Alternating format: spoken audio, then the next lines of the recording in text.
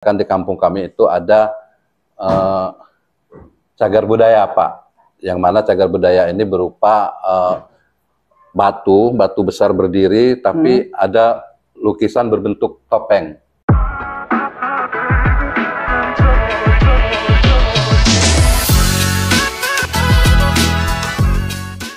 Assalamualaikum warahmatullahi wabarakatuh. Waalaikumsalam. Tabi pun. Ya pun. Selamat datang di program podcast Tawayan Setiongan, program dari Kejaksaan Negeri Lampung Tengah, yang mana bertemakan Kampung Maju, Dana Jelas, Hukum Ramah dan Akuntabel, yang bertujuan untuk menggali, mengembangkan potensi desa, kemudian menggali dan juga mengembangkan suatu perkembangan desa, dan juga memberikan suatu keterbukaan dana desa, beserta pendampingan hukum melalui program Tawayan Setiongan ini.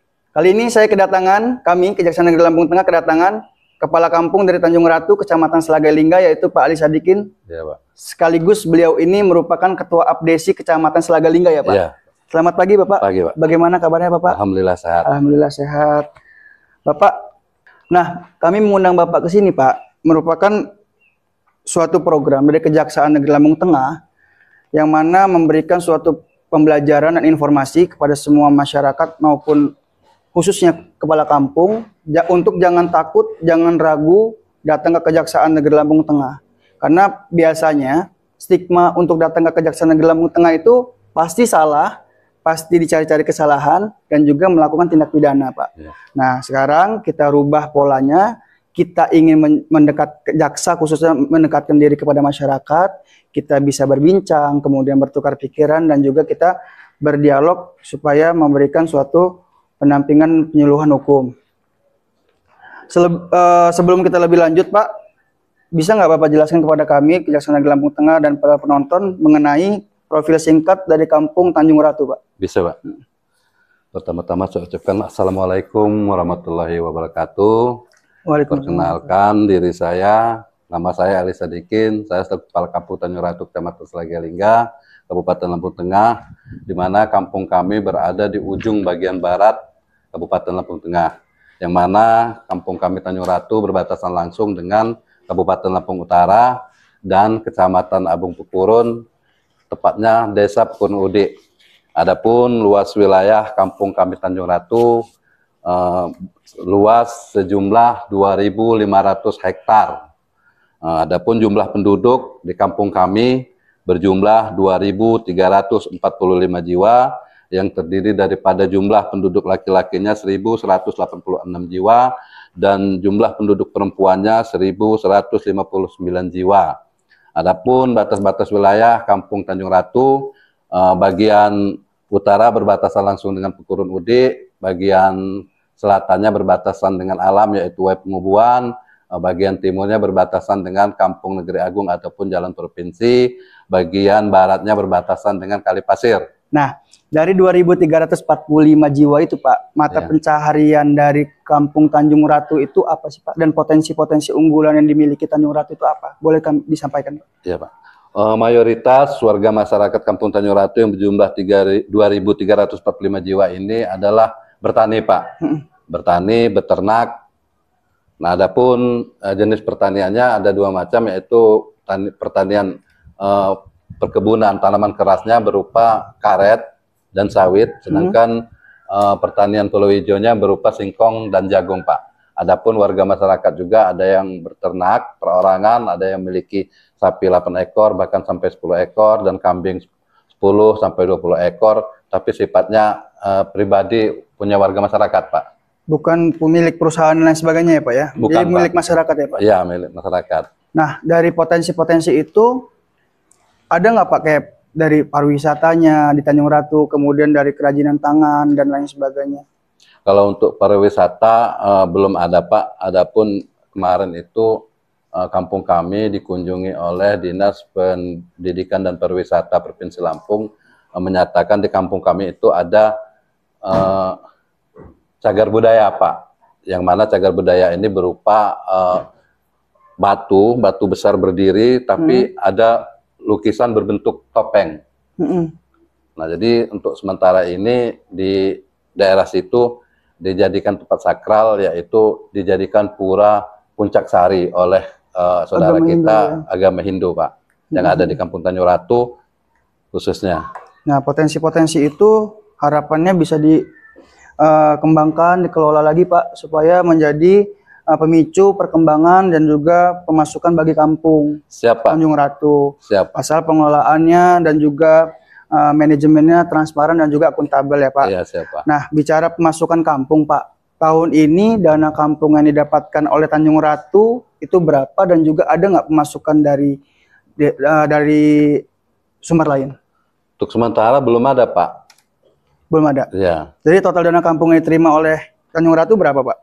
Total dana kampung yang diterima oleh Kampung Tanjung Ratu yaitu sejumlah 1.415.830.96.8 rupiah, Pak. Oke. Bisa Bapak sampaikan, Pak, dari 1 miliar sekian itu ADD-nya berapa dan lain sebagainya, Pak? Dirinci, Pak, biar penonton dan juga masyarakat juga Oh ya, dari 1.415.830.968 rupiah ini dana desanya berjumlah 878.199.000. Untuk bagi hasil pajaknya 32.794.968 rupiah. Untuk dana ADD-nya 504.837.000. Adapun dana desa ini kurang lebih yang kami anggarkan untuk fisik, Pak, untuk fisik, karena kemarin itu kami sudah melakukan musyawarah di dusun, musdos, sudah itu kami melakukan musrenbang di tingkat kampung.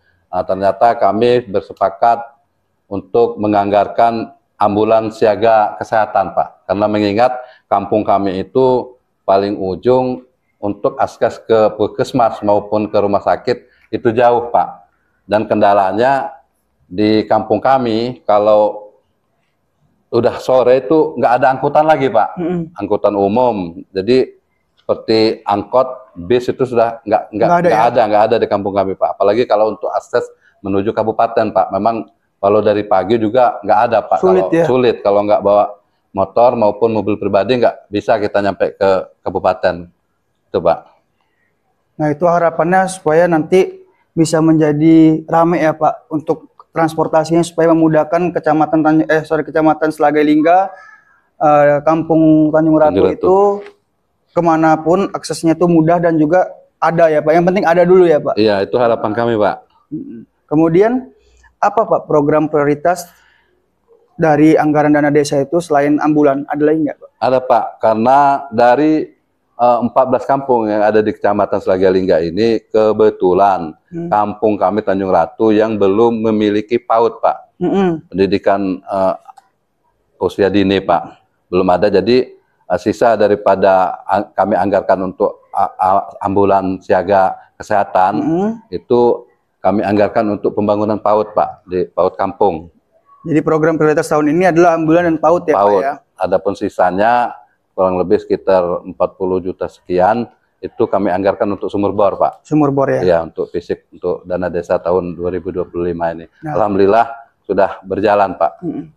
Kemudian tadi Bapak sampaikan masyarakat ikut terlibat di musrenbang ya, Pak? Iya. Nah, terlibatnya dalam bentuk apa? Kemudian ketika penyerapan dana desa, apa upaya Bapak untuk memberikan informasi kepada masyarakat bahwasanya yang direalisasikan itu berapa, dananya ada berapa, kemudian diserap berapa, dan untuk apa, Pak? Apakah dengan informasi dengan berbentuk apa, di mana gitu loh, Pak? Tolong disampaikan. Iya, informasi transparansinya selalu kami sampaikan, Pak, yaitu berupa banner ukuran 2x3.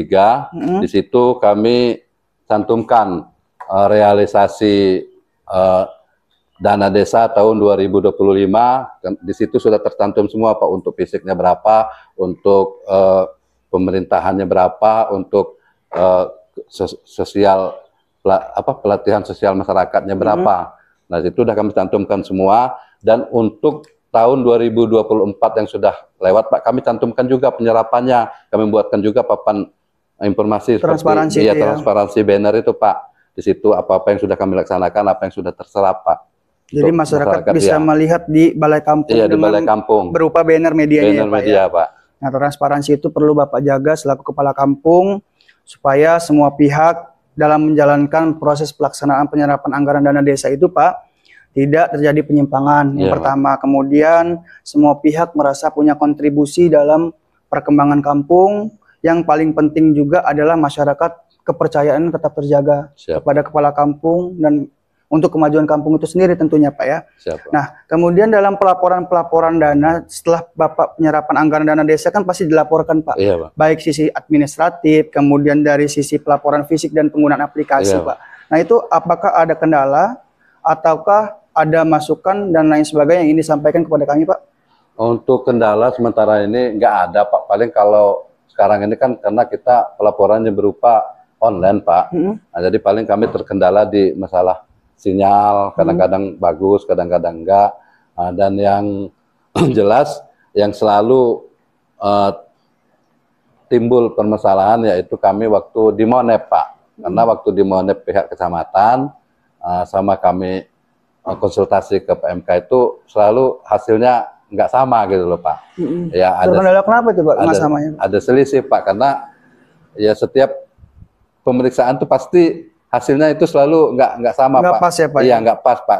Ada aja persepsi yang masih kurang. Maka dari itu kekurangan-kekurangan itu kami lengkapin lagi Pak. Ada juga kekurangannya seperti tanda tangan kurang. Ada juga foto kegiatannya belum ada. Laporan fisik ya Pak ya? Iya kegiatan fisik. Ada juga tanggalnya yang belum tertulis. Hal-hal seperti itu Pak yang kendala yang selama ini kami hadapin Pak.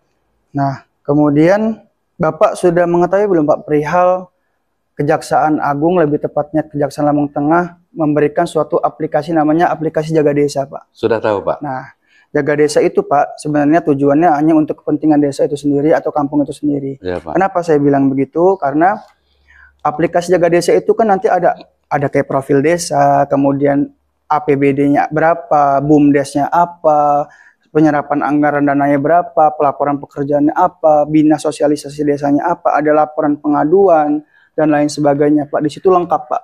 Jadi kalau nanti masyarakat ingin mengetahui informasi bisa melalui informasi aplikasi Jaksa Jaga Desa, atau enggak masyarakat ingin mengetahui penyerapan anggaran dana desa bisa juga melalui aplikasi Jaga Desa. Nah, dalam pengisian atau pengupdatean aplikasi Jaga Desa ini, apakah Bapak ada kendala atau apa nggak Pak? Untuk kendala sementara ya tetap kembali lagi ke sinyal Pak. Sinyal aja ya Pak ya. Jadi hampir sekecamatan Selagai Lingga ini kampungnya itu pasti terkendala sinyal ya Pak. Karena di atas gunung. Iya. Oke. Nah yang untuk ditugaskan dalam pengisian aplikasi Jaga Desa itu apa Pak? Kepala kampung sendiri atau ditugaskan pihak lain Pak? Untuk mengisi aplikasi Jaga Desa ya kebetulan saya percayakan sama Pak Sekretaris Kampung dan operator Pak. Tapi diisi terus Pak ya, dilaporkan ya Pak, diperbarui ya Pak. Iya. Nah pokoknya harapannya Pak, kami dari Kejaksaan Negeri Lampung Tengah khususnya kepada Kepala Kampung Tanjung Ratu dan semua Kepala Kampung di Kecamatan Selagai Lingga dan se-Kabupaten Lampung Tengah, aplikasi Jaga Desa itu adalah aplikasi untuk kepentingan desa itu sendiri atau kampung itu sendiri. Kelurahan itu juga ada kelurahan Pak ya, kalau nggak salah di Lampung Tengah, itu harus diisi secara berkala. Kenapa? Karena aplikasi Jaga Desa ini merupakan alat bantu untuk keterbukaan Pak. Jadi karena terbuka, transparan, masyarakat juga tenang, kemudian masyarakat juga peduli, berkontribusi, masyarakat juga tetap percaya, dan itu tetap menjaga stabilitas kampung itu sendiri kan Pak, lebih tepatnya. Dan juga aplikasi Jaksa Jaga Desa ini merupakan suatu alat, suatu sistem aplikasi yang mana menyimpan data-data itu dengan rapi Pak. Jadi gampang, kalau Bapak mau lihat anggaran desa tahun 2024 nanti bisa dilihat Pak. Pelaporan pekerjaannya sekian, nanti rinciannya ada di situ Pak. Jadi harapannya bahwa Jaksa Jaga Desa itu aplikasinya itu tetap di-update secara berkala. Itu menunjukkan bahwasanya kampung atau desa atau kelurahan itu dikelola secara baik dan akuntabel. Kemudian lanjut lagi kita ke segmen pendampingan hukum Pak. Nah, jadi jaksa itu identik pasti, wah dipanggil jaksa ngakuin tindak pidana, salah ini pasti. Nah, itu kita sekarang harus berubah Pak. Jaksa itu sekarang mendekatkan diri kepada masyarakat dan juga jaksa memberikan suatu pendampingan, pelayanan hukum, pendampingan hukum, dan juga pelatihan hukum Pak. Pada khususnya Kejaksaan Negeri Lampung Tengah Pak, pada saat ini memberikan suatu program yaitu Setawayan dan Setiongan. Kita bisa saling berbincang dan juga saling mendengarkan Pak di sini. Nah, program ini bertujuan menjadi wadah tempat masyarakat atau kepala kampung datang berdialog, memberikan suatu masukan atau memberikan suatu keluhan atas masalah-masalah yang terjadi di kampungnya atau dalam pelaksanaan anggaran dana desa itu, Pak. Nah, menurut Bapak sebagai Kepala Kampung Tanjung Ratu sekaligus Ketua Abdesi, Pak. Nah, Pak, dengan program ini, apa sih yang Bapak harapkan kepada kami Kejaksaan Negeri Lampung Tengah untuk mendampingi Bapak Kepala Kampung supaya merasa secara administrasinya benar, kemudian tidak ditakut-takuti, kemudian diawasi dan juga bertindak sesuai dengan prosedur yang ada. Apakah Bapak membutuhkan seperti kayak pelatihan kah atau penyuluhan dan atau sebagainya? Bisa Bapak sampaikan? Kami sangat antusias sekali Pak dengan adanya program Jaga Desa ini, Setawayan Setiongan Setawayan dan Setiongan ini, dan kami khususnya di Kampung Tanjung Ratu dan Kecamatan Selagalingga, saya rasa sangat membutuhkan untuk masalah bimbingan hukum Pak, karena kami kepala kampung di Kecamatan Selagalingga ini sering ya dapat ancaman lah atau berita-berita yang kurang baik dimuat sepihak Pak oleh oknum. Nah, jadi untuk itu kami perlu pencerahan Pak. Kalau misalnya hal-hal kayak gini terjadi, apa yang harus kami perbuat selaku kepala kampung Pak? Dan untuk warga masyarakat juga, kebetulan di kampung kami itu banyak tanaman kelapa sawit Pak. Jadi ini tidak aman Pak. Jadi selalu ada pencurian. Kalau nggak malam hari, siang hari. Jadi warga masyarakat cukup resah dengan terjadinya pencurian sawit di kampung kami Pak. Kalau bisa kami mohon bantuan daripada pihak kejaksaan memberikan pencerahan lewat instansi terkait supaya bisa melidik ataupun menyanggong lah ataupun bisa menyelesaikan masalah ini secara hukum Pak, daripada nanti berlarut-larut masyarakat udah jengkel, udah kesal amarahnya sehingga masyarakat main hakim sendiri atau masa nanti Pak.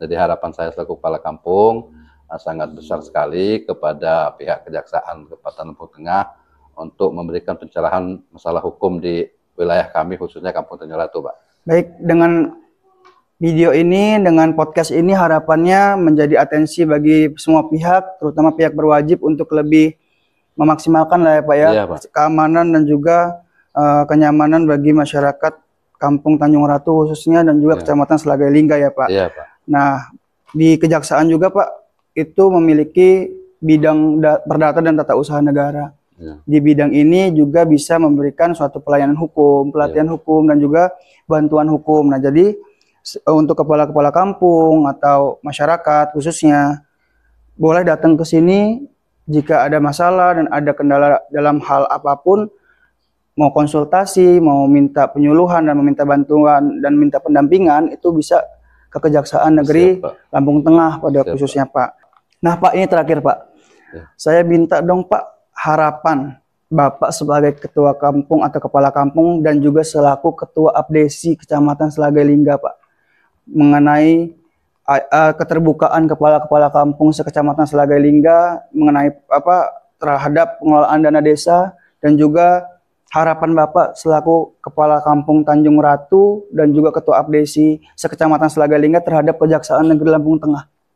Ayo kawan-kawan, saya selaku Abdesi Kecamatan Selagalingga mengimbau kepada rekan-rekan untuk datang dan berkunjung ke Kejaksaan Negeri Lampung Tengah, karena di Kejaksaan ini kita bisa berbagi ilmu ataupun menyampaikan keluh kesah kita kepada Kejaksaan Negeri Lampung Tengah untuk membina kita masalah bidang hukum untuk transparansi masalah dana desa, kalaupun ada kendala, kalaupun ada masalah di lapangan, supaya kita terbuka dengan Kejaksaan Negeri Lampung Tengah untuk kelancaran pekerjaan kita di lapangan. Kepada Kejaksaan Lampung Tengah, harapan saya selaku Kepala Kampung Tanjung Ratu dan selaku Ketua Abdesi Kecamatan Selagalingga, supaya jangan bosan-bosan Bapak membina kami, membimbing kami yang ada di kampung supaya kami bisa lebih transparan lagi dan bisa tercapai apa yang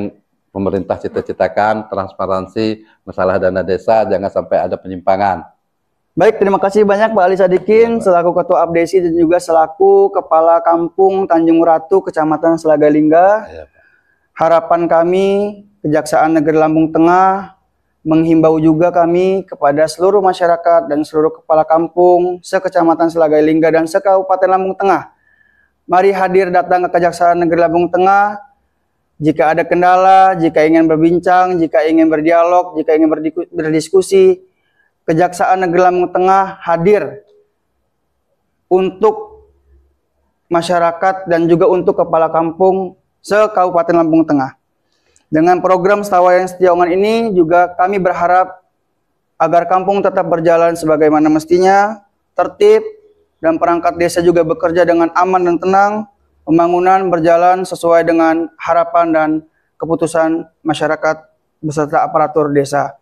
Mari kita jadikan hukum sebagai kemajuan kampung, bukan sebagai penghalang kemajuan dan juga perkembangan kampung. Wassalamualaikum warahmatullahi wabarakatuh.